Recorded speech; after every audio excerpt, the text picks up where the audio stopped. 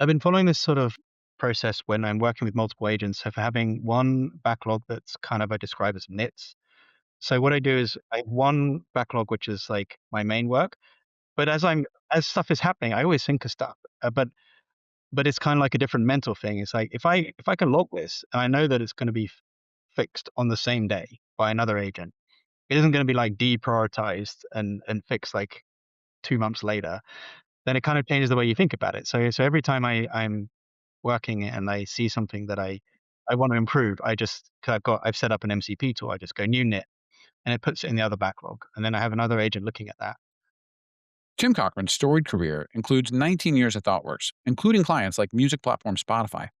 He wrote the well-known Developer Effectiveness article at martinfowler.com based on the work he was doing with clients, including Spotify and e-commerce giant Etsy. He also collaborated on the Measuring Developer Productivity via Humans article after he joined Amazon. Recently, he's working on AI native transformation, which may be relevant, and he's our guest today on the Engineering with AI podcast.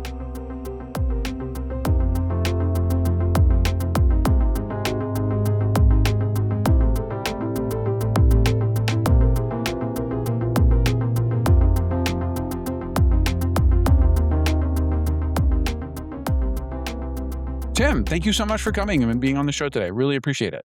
Hi, Carl. Happy to get started and chat about this topic. Yeah, cool. We've been working on getting this together for a little while, so thank you. Appreciate it.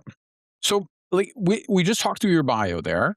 Would you add anything? Like, what would you change? How did you make the switch to Amazon? Where do you want to start? Um, well, I can embellish it a little bit. So as you mentioned, most of my career was at ThoughtWorks, where we crossed over. So spent a lot of time helping companies build products and platforms using agile methods. I was pair programming for most of my career and TDDing. I think those articles kind of represent the fact that I was pretty passionate about developer experience. I think that's how a lot of folks know me. Kind of been a big proponent of focusing on the day-to-day lives of developers to improve productivity, as opposed to sort of random quantitative metrics. And I've written quite a bit about that. Taking some of the learnings from the startup, scale-ups, and enterprising, and just sort of contrasting the different approaches, different impacts. Everybody was investing in it, but achieving different impacts. So I'm now at Amazon, where I focus on developer experience. Been there a couple of years. As you can imagine, the hot topic is AI. So it was starting with AI adoption and now more moving into AI native workflows. So that's how a team's adopting AI native workflows, but also how do we improve our tooling, training, processes, platforms to best support it. So that's Cool. I mean, when you talk about developer experience and especially with Spotify, like there was a little bit of like internal discussion that I got to hear about how Etsy was, just because I knew people who were on that account too. But like with Spotify, we all know, like they were, well, we all think we know. Spotify is famous for publishing stuff around like what their developer experience is like internally, especially how they were organized. Sort of going back, gosh, is it probably 10 years now? When you think about working with those different organizations and then your work at Amazon, does anything stand out to you about like what developer experience they got right at this one versus that one? Or, it, what were the differences, or how did you think about that when you reflect back on all of the clients you worked with? Yeah, yeah, and that's somewhat what that article was sort of contrasting some of the differences. Well, when I look at those, I won't specifically talk about Etsy and Spotify, but those type of customers, those sort of scale up customers, I think the biggest thing was the engineering culture from top down, right? So the importance of the developer experience and the importance of time to market and high quality engineering coming from the leaders, and not just the VP or the CTO, but the CEOs, right? Like that was part of their special sauce, right? Their business objective, right, was to utilize tech. And the same at Amazon, right? Obviously, Amazon's a lot bigger and been around a lot longer, so there's a much different variety of teams there.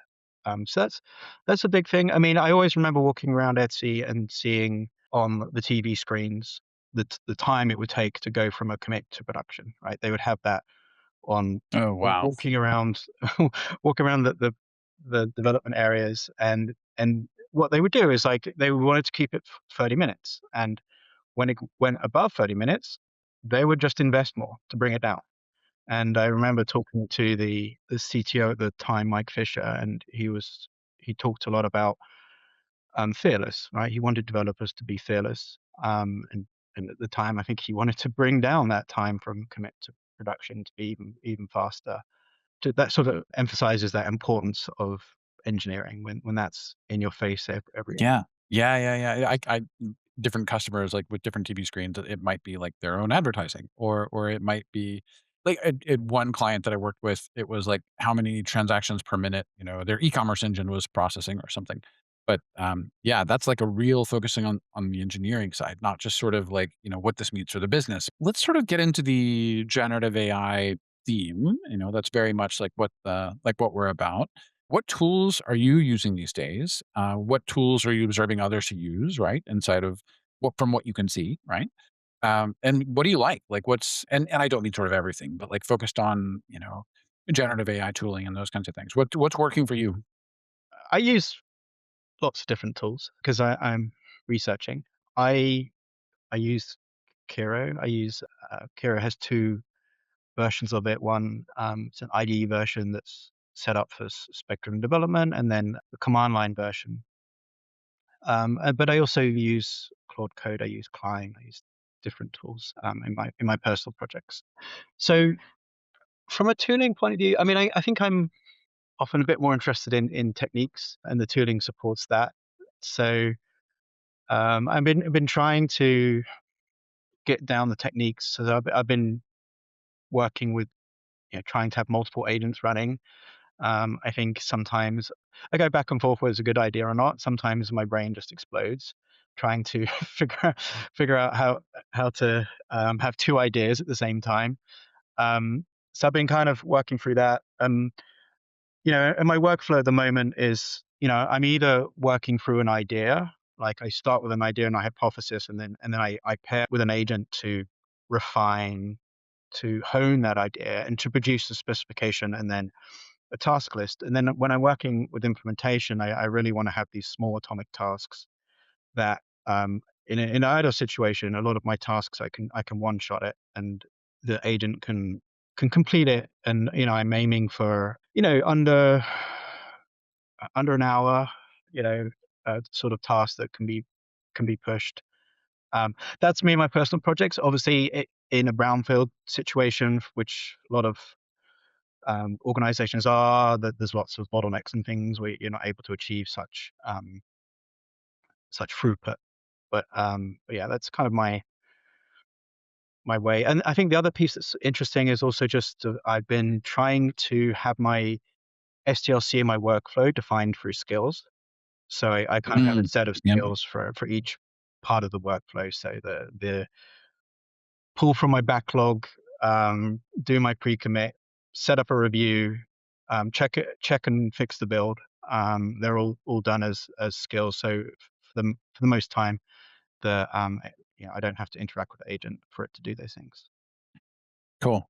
So Claude listeners will be familiar with. You mentioned two other tools, which I'll admit I hadn't heard of. Did you say Kiro and Climb from memory? Yeah, Kiro, Amazon's tool. It was evolved from Q, Okay. and Klein's an open source. It's an IDE based plugin. So those tools, but I use Kit Cursor and all the I look at what's new and Yeah. try to research those tools. Yeah. Got it. But sort of largely, like you say, so to stay abreast of what's going on and as Yeah. research? Yeah. Got it. But in your own practice, it's more when you say skills, I sort of jump to Claude, but that's not necessarily true. Like these other tools might have those kind of frameworks too. Yeah, and you can also do that. You can do that kind of approach, not necessarily through skills, but you can achieve that kind of lazy loading through through other tools as well. Yeah. Just now when you were talking about that, you talked about like tasks you could get done in under an hour. And how do you arrive at that? Like I personally, like I'm starting to develop my own like spidey sense of like what it and I, if pairing together can get done in an hour versus, what's going to end up taking a couple of days. But you may have other guardrails or you just sort of applying that heuristic, best guess like I'm doing. Like how do you arrive at that like that 1 hour guardrail and what other guardrails might you have in your process? What I mean there, when I mean task, I mean it's an incremental task, right? So the I might be working on a larger feature that'll take longer than an hour, but I want to break it down into atomic tasks that I can give to the agent and can then be pushed, right? So they're not just sitting in my feature branch; they actually can be pushed. So what I do is I pair with the agent to produce that plan, and Kiro will do that for you. It creates a task list for you based on your specification. That's the specification driven development flow, but you can also recreate that just by working with the agent.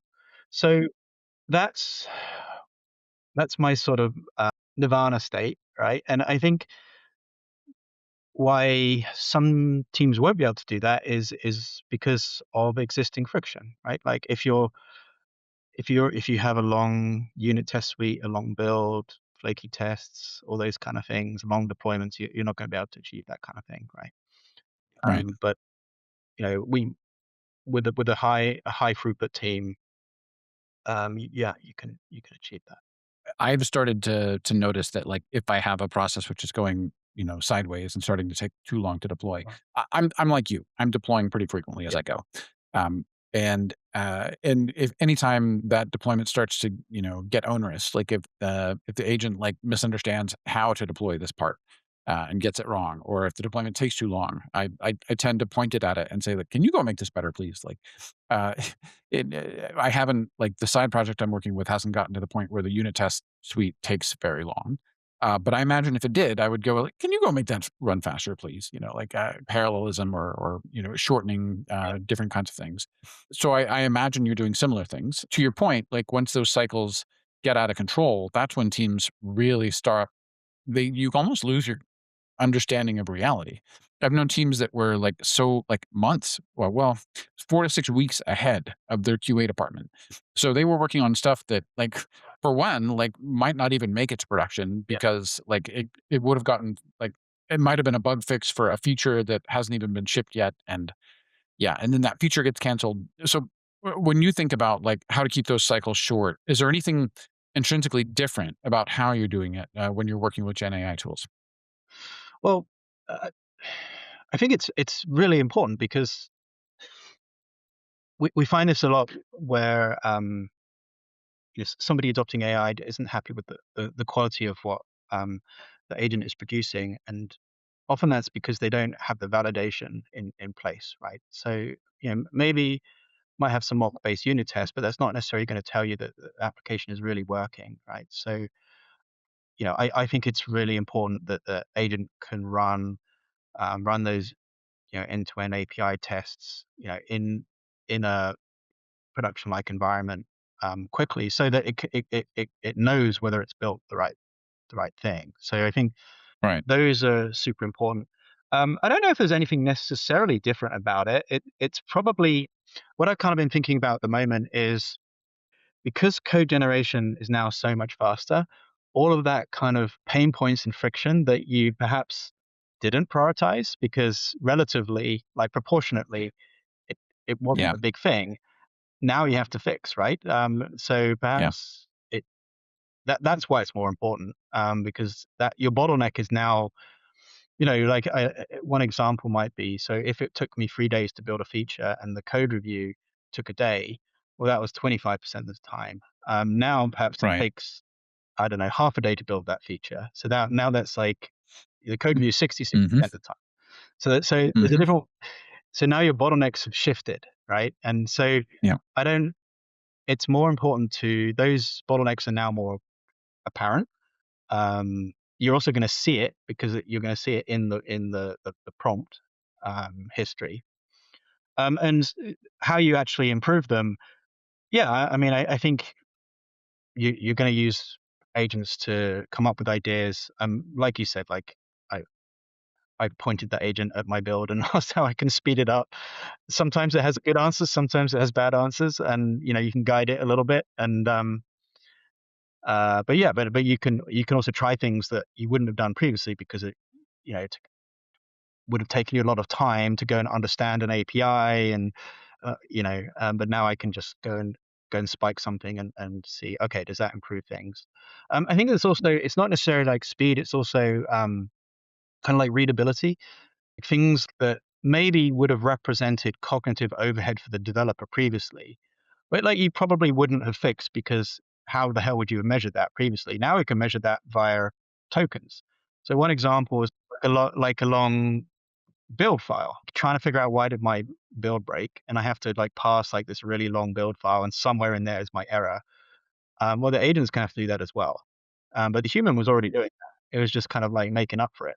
So maybe we want to create a more succinct build output, right? That saves tokens and makes it quicker, but that'll help the human as well. So there's that kind of friction there's little paper cuts that perhaps already existed that now you can improve. I hadn't thought about like literally using the tokens as like, hey, there's cognitive load. Like it's putting a number on it.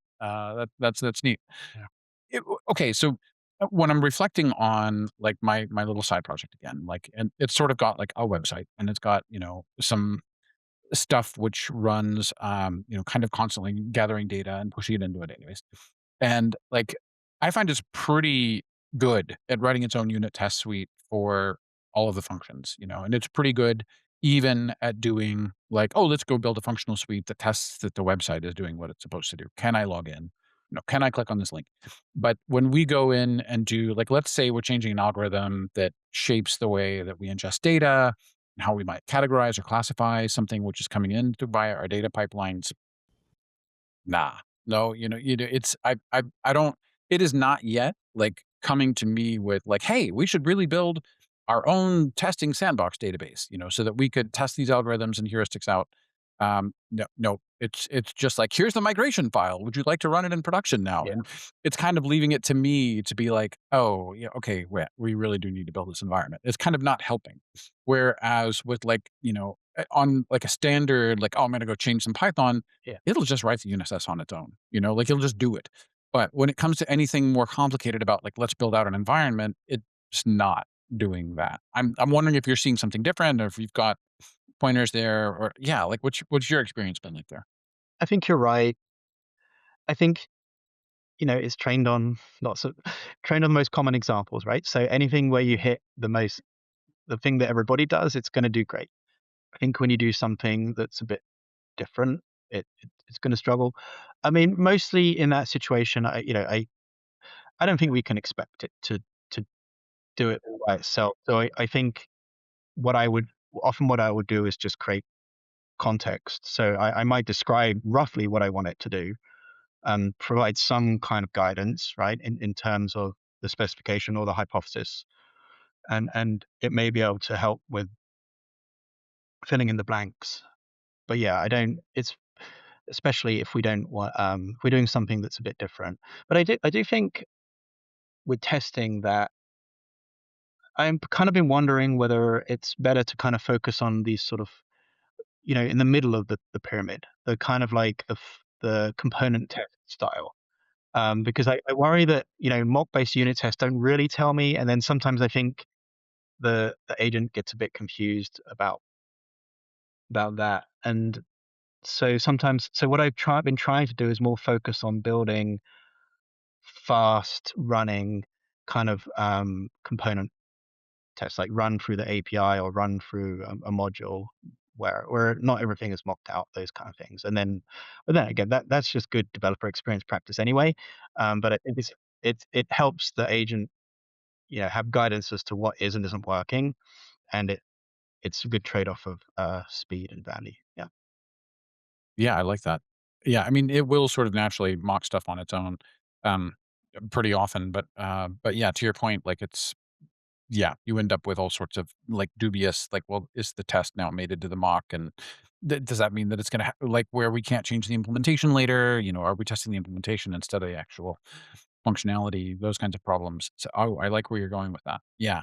Can we shift our focus a little bit away from, like, how it's working for you in your research and how it's working for you as you're doing software development? What about the teams that you're serving? Are you noticing any differences in the way that teams work? Are you seeing, like, oh, teams that are gonna succeed, they're doing, you know and I think, on some level, it's like, oh, the best practices still apply, and yes, but on what level are, certain best practices really standing out, or yes, the common best practices, but there's this new one? Like, what are you seeing in terms of, like, when you're working with different teams that are starting to use these tools? What's tripping them up, or what's helping them win? What are you seeing? Yeah. Yeah, and I work with lots of different teams, and it might be internal or external customers of Amazon, and then I talk to a lot of folks in the industry. What I'm if I sort of compare the teams that have like leaned in and got a lot of value versus and a lot of productivity benefit versus teams that maybe leaned in and got like a little bit of benefit. So I think I don't know if it's best practices or anything, but like I think a big piece of it is just that it's such a paradigm shift. So it's has the team had the chance to learn and practice, and I think the manager, the leaders have such a way to shape that. I think sometimes when I've been researching, I've been surprised sometimes that for some reason the developer hasn't taken the opportunity to go and learn for themselves. So I think creating that kind of space where developers have the chance to see best practices, to kind of learn as a team and discover. So that's the biggest thing. I think we've had teams now that have made the decision to all code is going to be written by an agent, right? And the developer role is now supervising, and that can be quite helpful because I mean, last year probably it was a bit of a mix, right? But if the team as a whole makes that decision, then they can think about how to improve the agentic experience, and how to change processes and toolings as a team. So that can be helpful. But in terms of best practices, I mean, everyone struggles a lot with the context. I think your previous guests have talked about it. So the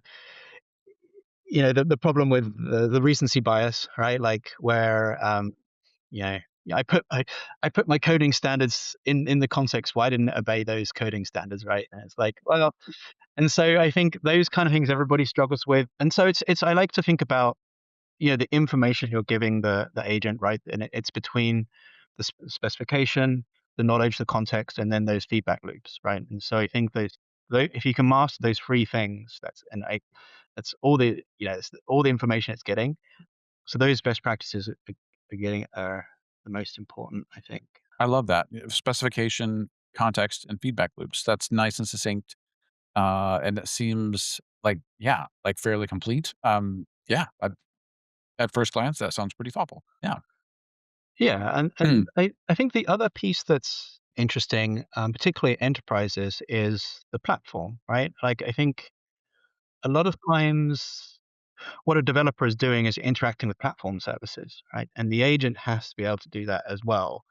So there's a lot of work that the platform engineering teams can do to enable, and that's by again, it's probably stuff that should have existed before. Maybe it did, maybe it didn't. But like having really good APIs, having those MCP servers and things like that, so that you can kind of like every team works differently, and they want to reduce whatever toil or burden they have. And if you can provide those like building blocks, you can do a lot of interesting things. So that's the other piece is like the interaction between those teams that are progressing, and then the tooling and platform capabilities, APIs. Have you seen it change the way I mean, eh, product management and story breakdown? I think Like at first, it seems like naively like, well, I mean, gosh, are you just going to have agents write PRDs and then agents read those PRDs and just do stuff? There's obviously people in the middle for most of these things, although sometimes that does happen. But are you seeing any? You've talked about how with Kiro, I guess, it's really breaking something story chunk sized down into tasks, working with you on what those tasks ought to be, and then helping you sort of keep it organized, and doing them in serial. So that sounds like a little bit of a change to like at least the developer end of story breakdown. Yeah. But what other changes have you seen in terms of like product management, story breakdown, and those kinds of things? Yeah. So we're seeing quite a lot, right? The best teams are the ones that are applying it from idea to production to operational support.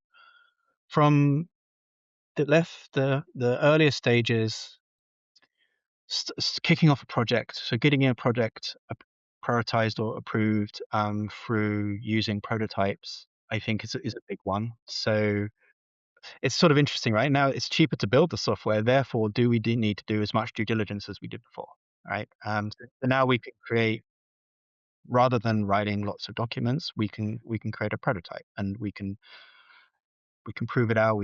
It's either a good way of showing it to my colleagues, so they can understand what I'm talking about, or even to a customer. So that's we've done that a lot. I've seen that teams I talk to. So that's one piece. Product development, yeah, I think what I was kind of describing earlier, like I think we've seen a lot of cases where the agent, if you've got the context, if you fed it context on the business, the product mission, those kind of things. Hmm. It does a really good job preparing with you. It's kind of like a rubber duck sometimes, right? It asks those awkward questions that you don't Yeah. want to think about. Yeah.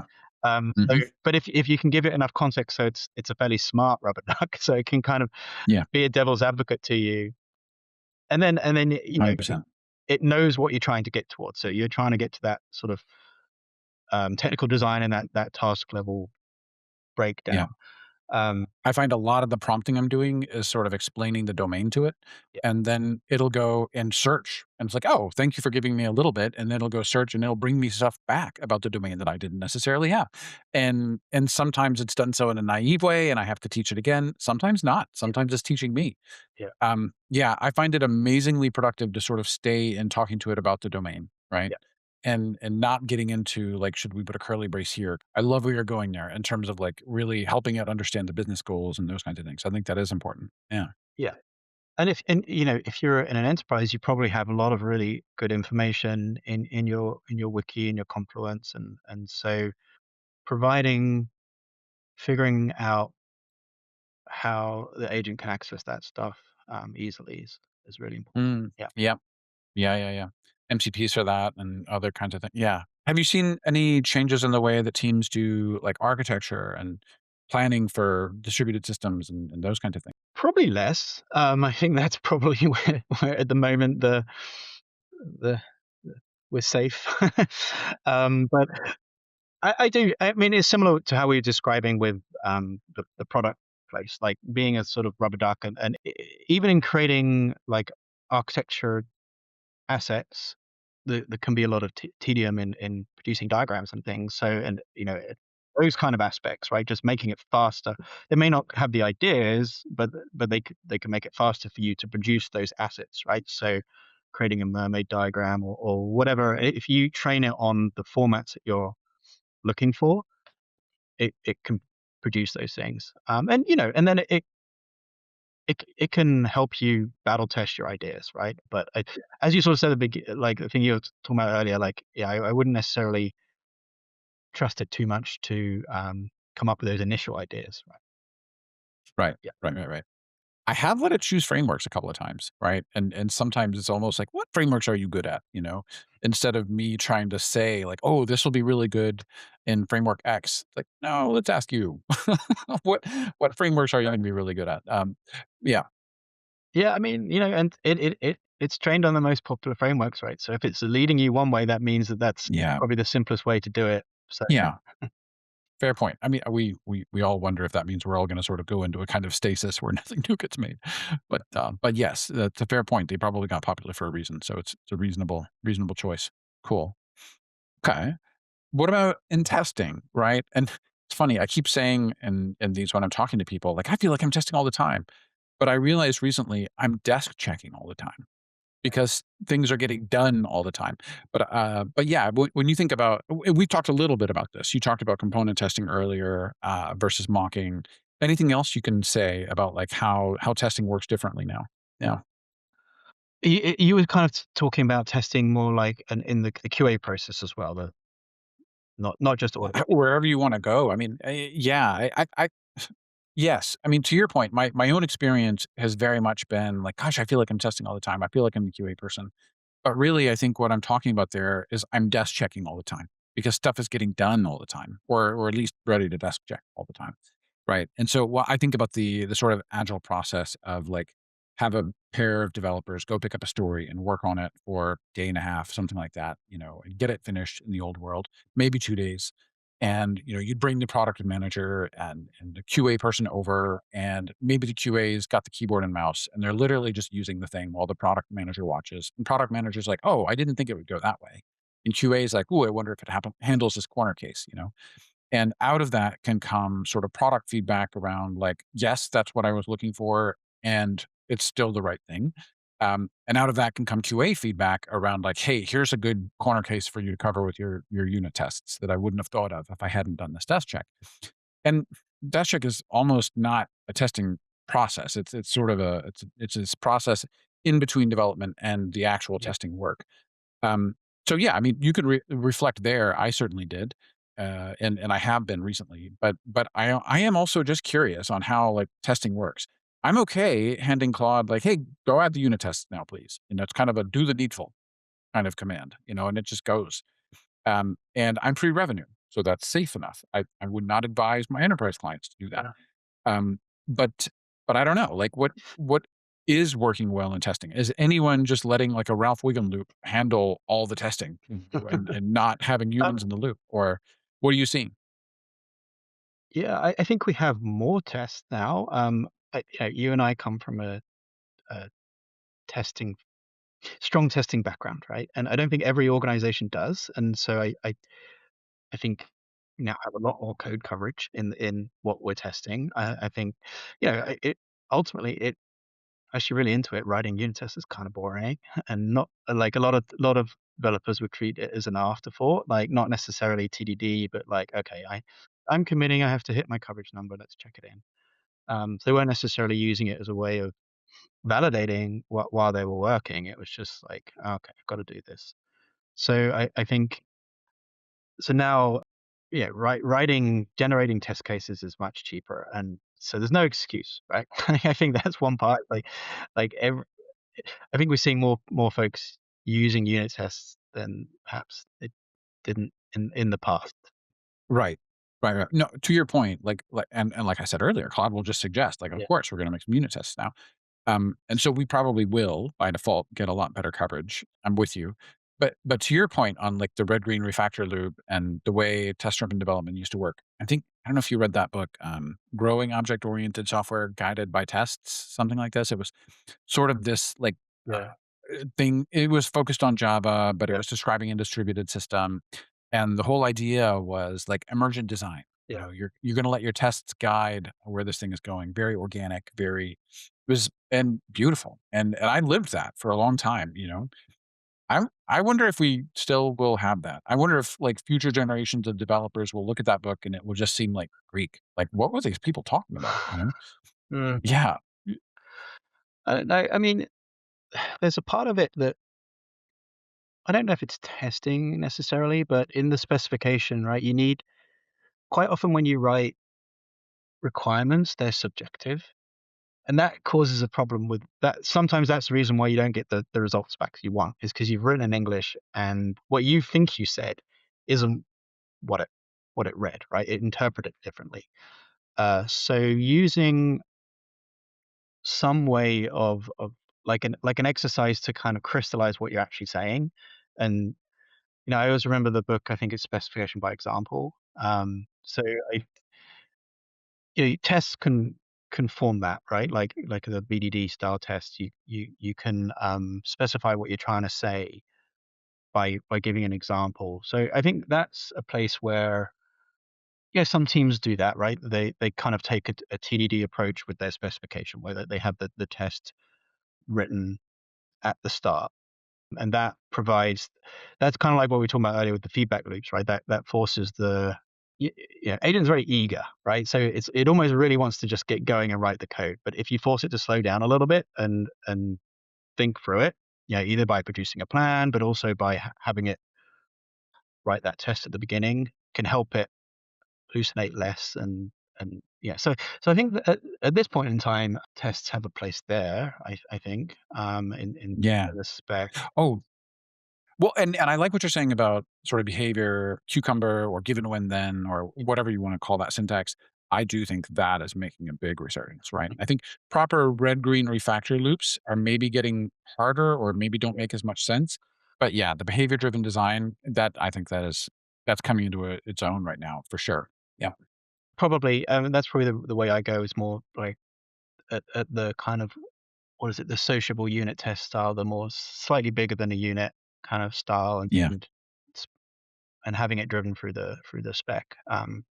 I like that. And then Cool. the test Cool. check stuff, definitely. Like I've been thinking about that as well. Is because you need to do a review, and then you don't necessarily want it too late in the process.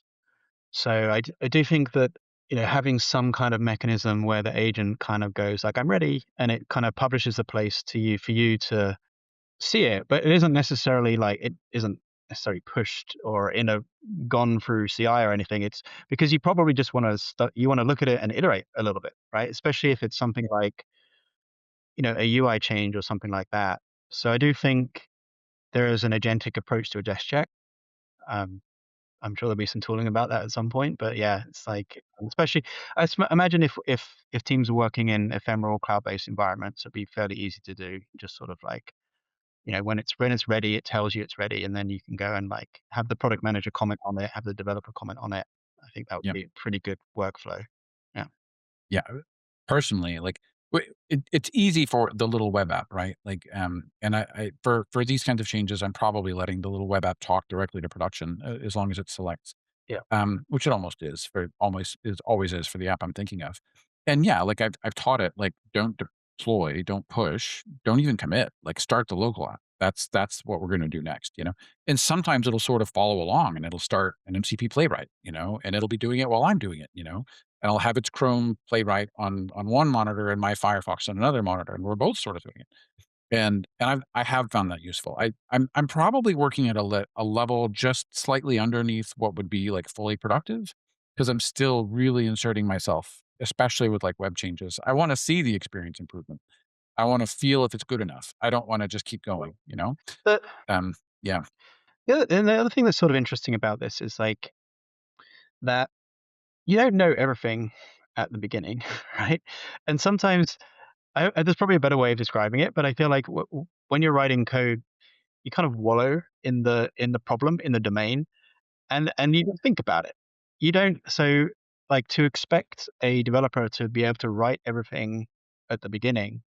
So there is some value to sort of like just it's kind of like a focus thing. It's just like forcing you to think about the problem. And so I think that we can't automate everything, right? Sometimes you just have to be sitting there thinking about, what edge cases have I missed? Is this the right functionality? Do I have a better idea? And so you sort of staring at screens coming past, I imagine you have ideas as you're thinking about it, right? And well, exactly. It's almost part of the creative process. yeah, Yeah. I, And I could imagine, like, certain kinds of things, like, yeah, just set up 10 tasks in a row and just let it go, and let it chew through them all and let it check its own work, and that's probably fine. It seems like for other things, no, I wanna see the results of step 1 and yeah, the results of step 2 and the results of step 3. Even if it's like, yeah, the unit test will pass, good. Okay, now go into step 4. That might be it for step 3, yeah. but I still wanna see it? I, Yeah. I've been following this sort of process when I'm working with multiple agents. So for having one backlog that's kind of, I describe as nits. So what I do is I have one backlog, which is like my main work. But as stuff is happening, I always think of stuff. But it's kind of like a different mental thing. It's like, if I can log this and I know that it's going to be fixed on the same day by another agent, it isn't going to be like deprioritized and fixed like 2 months later. then it kind of changes the way you think about it. So every time I'm working and I see something that I want to improve, I've set up an MCP tool. I just go new Nit, and it puts it in the other backlog, and then I have another agent looking at that, and that can fix it later on. Ah, So it can be a bit cool. because there's things like an agent won't necessarily refactor it the way that you would have done, and maybe that's okay, right? Like we shouldn't expect it to do exactly what you would have done, but you can add that Nit and have it worked on later. So maybe that's a way of like not going crazy with multiple agents going on. So you have one that's sort of working on the less high value stuff. It's just Yeah. going through it. I've been playing around with Yeah, that yeah, workflow. yeah. It's helped my brain. But yeah, That's cool. I'm thinking of it as like a worker pool of agents almost, you know? And you're just like continuing to push things into their queue and like you'll figure this out while I stay focused on that. Yeah. yeah.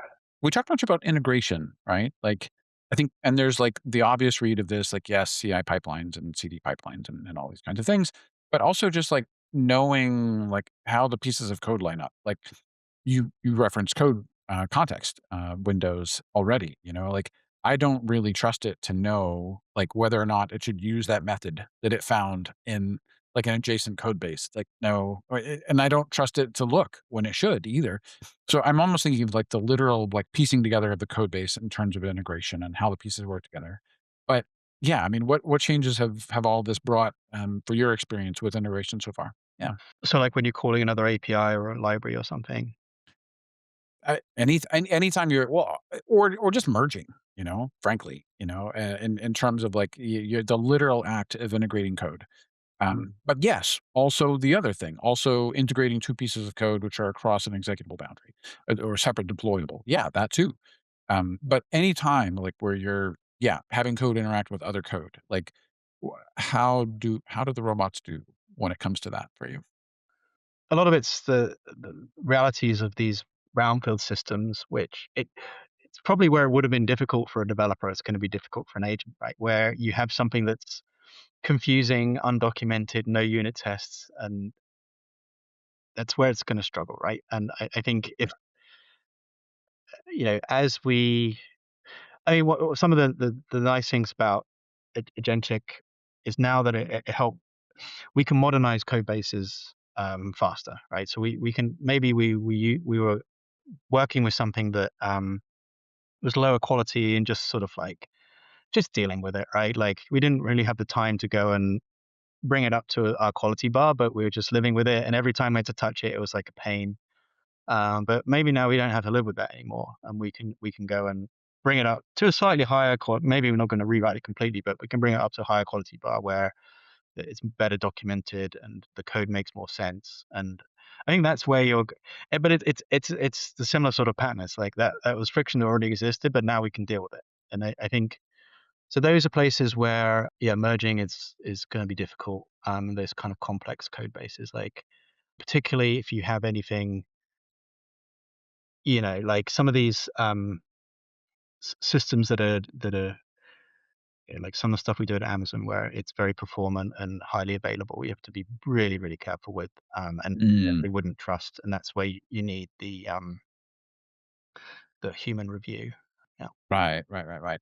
Well, and like you said, it's pretty good at chewing through a brownfield code base if you ask it to do that. Like if you go say, yeah, like, "Hey, I'm worried about this merge. Like, please go analyze the 5 ways it yeah, could go wrong." It's gonna bring you back 25, and 7 of those you wouldn't have thought of, yeah, right? And 3 of them will be dumb, and you'll have to tell it, like, "No, those don't matter."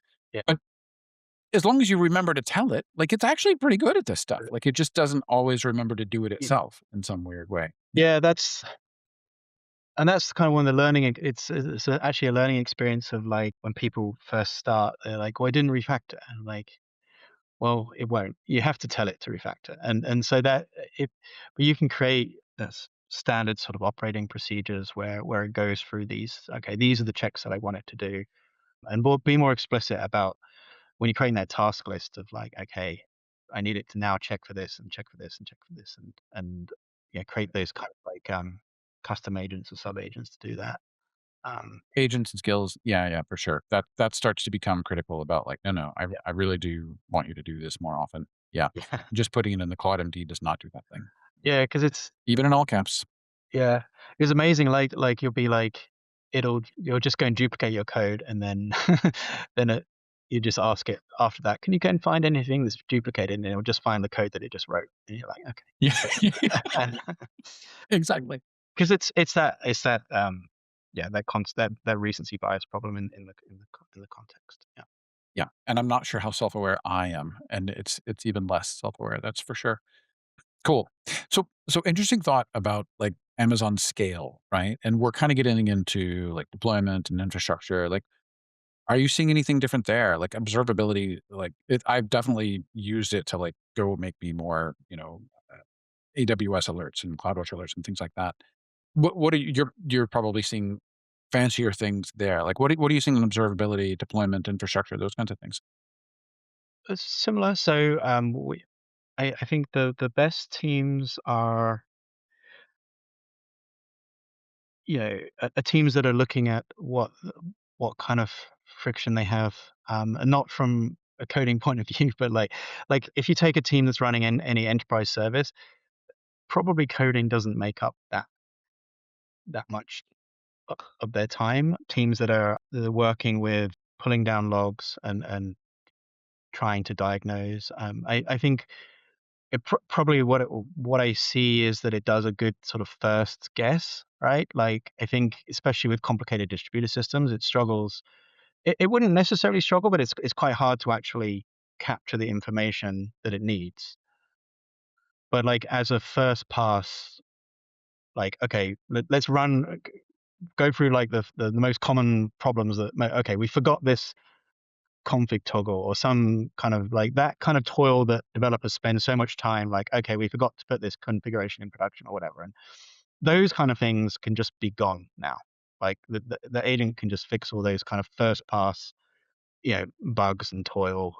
Those are the actual things that really destroy a team's productivity, right? Those little things.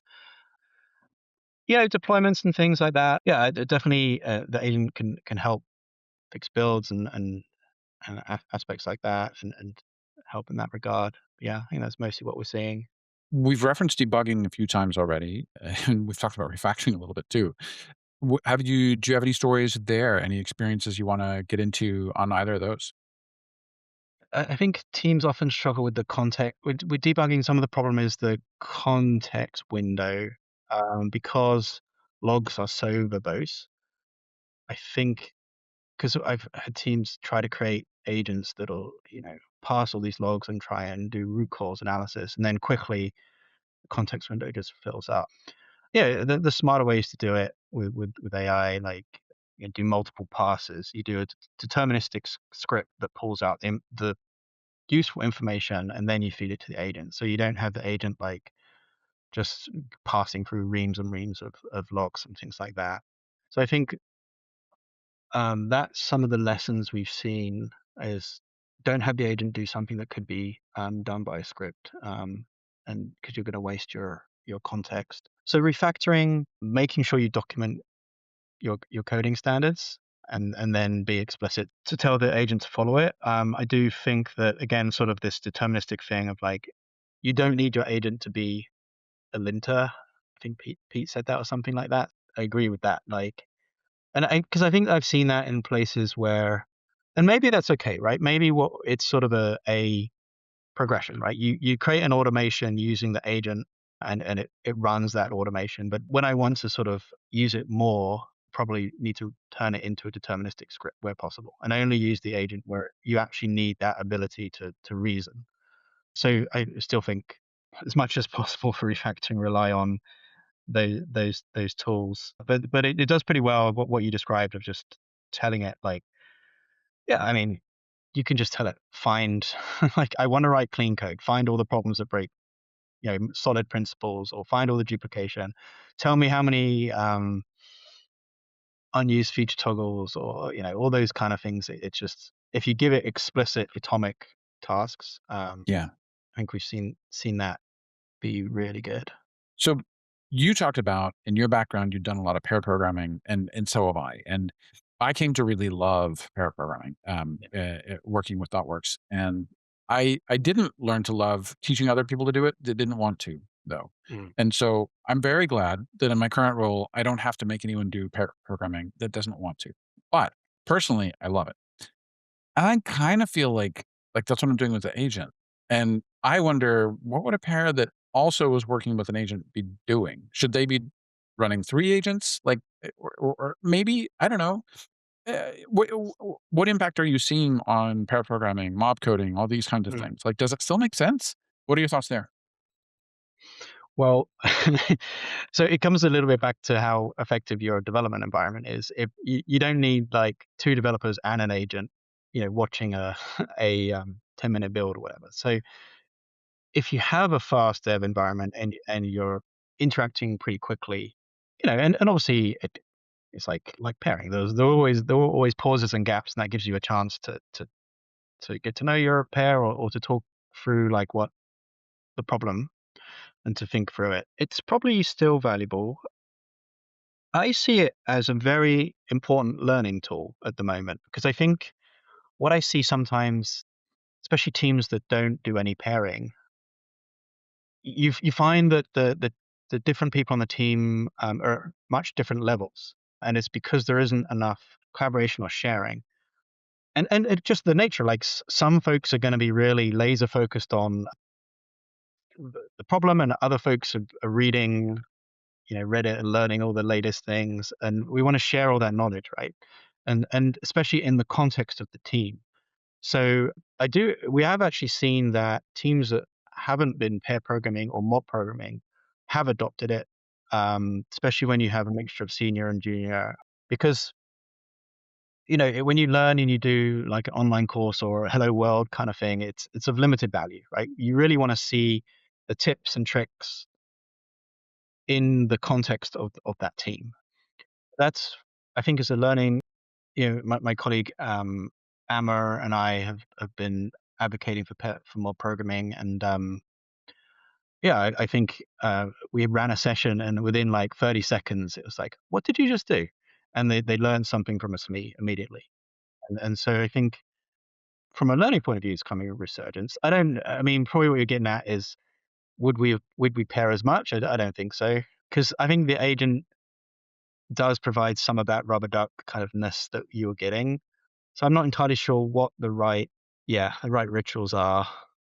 TBD, I guess. But Well, okay, I'm with you on that, right? Like, it does give you some of the rubber duck, some of the 2 heads are better than 1 stuff, and it is definitely a faster typer also. Like, and typing speed was never the point. So, but we used to say that teams that were doing pair programming didn't need to do code review, mm, right? And so there used to be a lot of conversations, and to put this in context for listeners, Tim and I are used to a background where you're pair programming 6 hours a day, like 3 hours in the morning, 3 hours after lunch, yeah, maybe more, depending. yeah, And like almost all, like 90% plus of programming is done in a pair, 95% or more. You do not program unless you're sitting with another person yeah. in the end in these kinds of environments. And so that would lead teams pretty frequently to like, what's the point of code review? So we would skip the whole PR step, right? On many teams, not all, but teams that I was on for sure, when we talked about chunk based development, that's what we meant. Like your commit, push, pull rebase, commit, push, pull rebase, commit, push, pull rebase. There wasn't like oh, let's go like make a branch and make a pull request. Like that wasn't happening because you pair programmed it. And so there wasn't much point. So I wonder if like this is gonna mean like, yeah, no, PRs are the way now. Like genuinely in industry, like PRs have been the way for a while anyway, outside of ThoughtWorks. And if you're not doing that sort of 6 hours a day of pair programming, you probably should be doing pull requests. But is this gonna really force our hand, I guess? Like what do you think? Probably. I mean, I think what you were describing earlier, that desk check sort of first review, and then the second review, that's okay, this is the final review. I think it probably makes sense, but again, it should be, it's not, it should be short lived, right? Like it should be a short lived kind of feature branch, just for the purpose of the review. But and I think what's sort of interesting is when you think about pairing and what value you got out of it, because there are lots of different values. So if we're not pairing, and we're going to do code reviews asynchronously, well, how does the team align?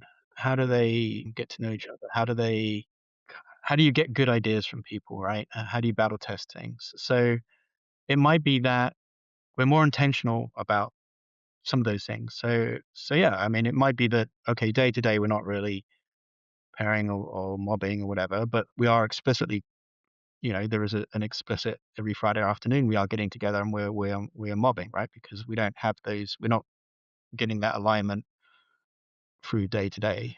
I think you're right. I think some explicit mobbing is probably a really smart idea. I think that's bang on. Cool. Okay.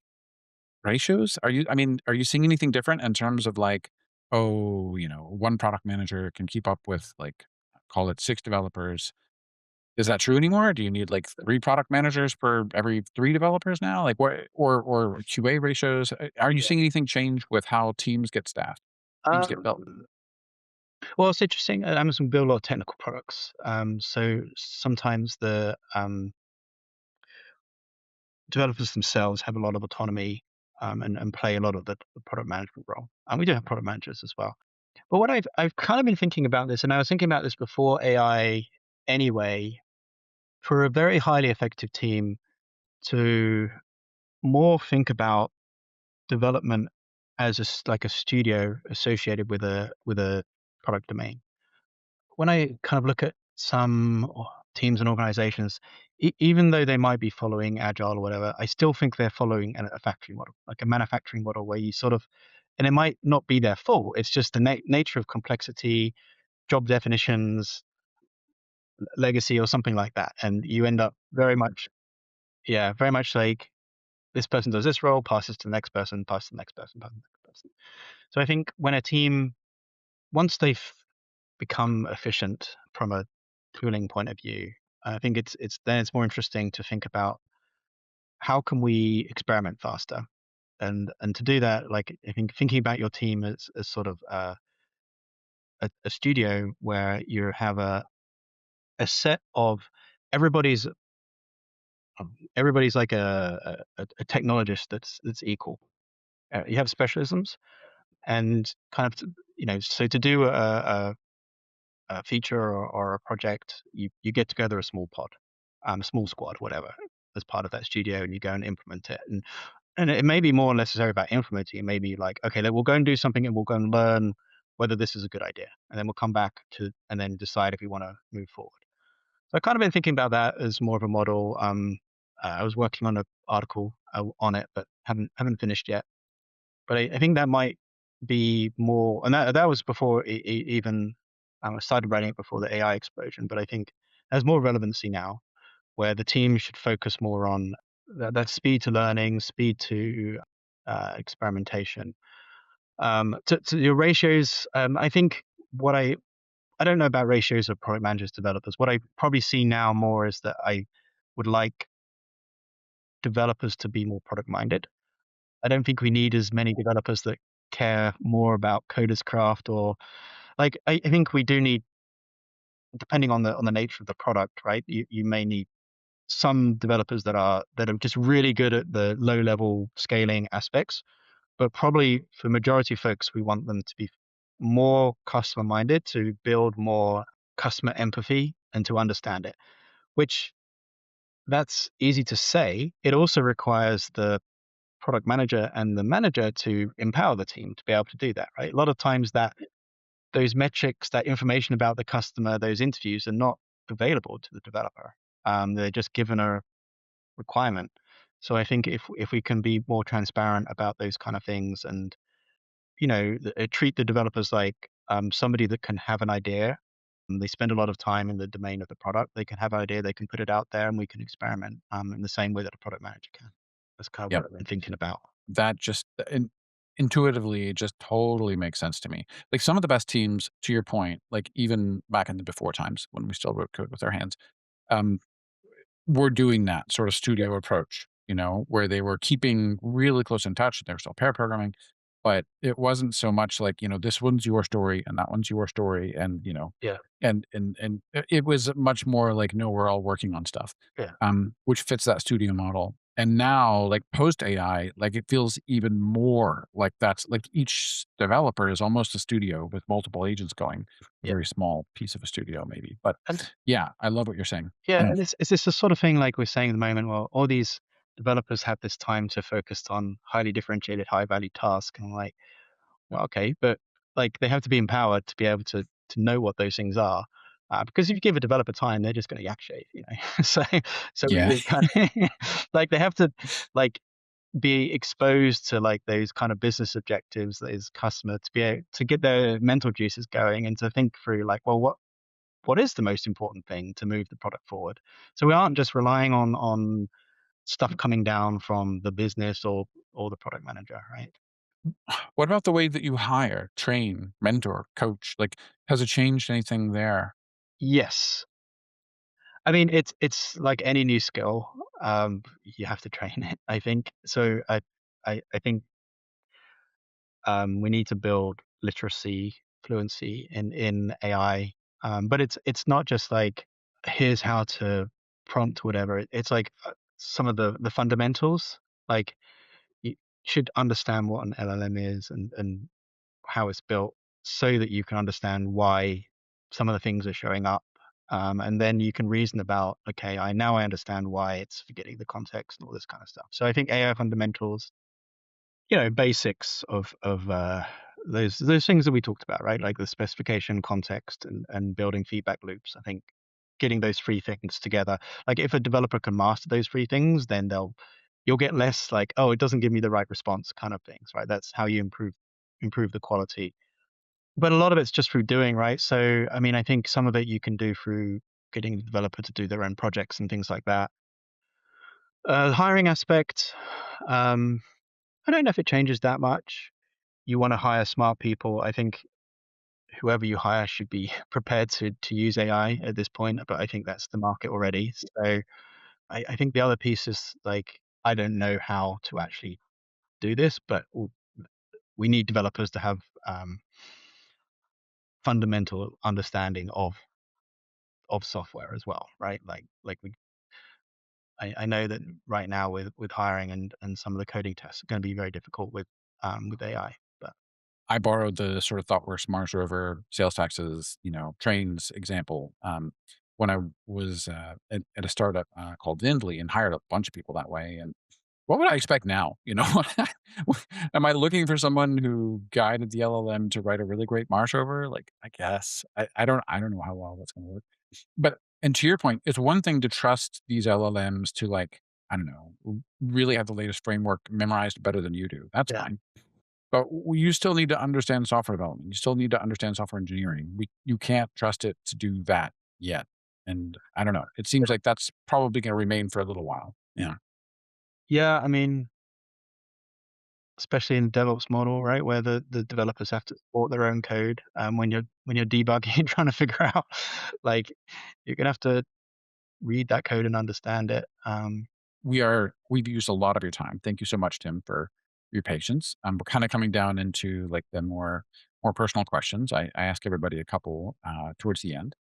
Um, is there anything that you've had to change your mind on? Anything, and it can be about AI, it can be about software development, it can be in your personal life, it can be anything. Anything that you thought you were right about and later found out, oh wait, no. And something you've had to change your mind on. Um, well, I didn't think. I'm sure this is the answer a lot of people gave. I didn't think it would have progressed as quickly as it is now. It was it middle of last year? Yeah, when we had big jumps in models. Yeah, I was probably skeptical, like optimistic but skeptical. But we've just seen those big jumps. So definitely, I mean, AI in general, it's sort of changed. Like a lot of folks, I think I spoke to a lot of principal engineers that were complete naysayers like 6 months ago, and now they're like, very positive about it. Um, Yeah. Yeah. Yeah. I might have to add that as a prerequisite for the question is that you can't answer. I was shocked at how fast AI yeah, came along. Because you're right. That's the answer I'm getting. everyone. But it's also true. Two more. Something you're most proud of. Um, with regards to, Anything. I I'm definitely proud of like, I'm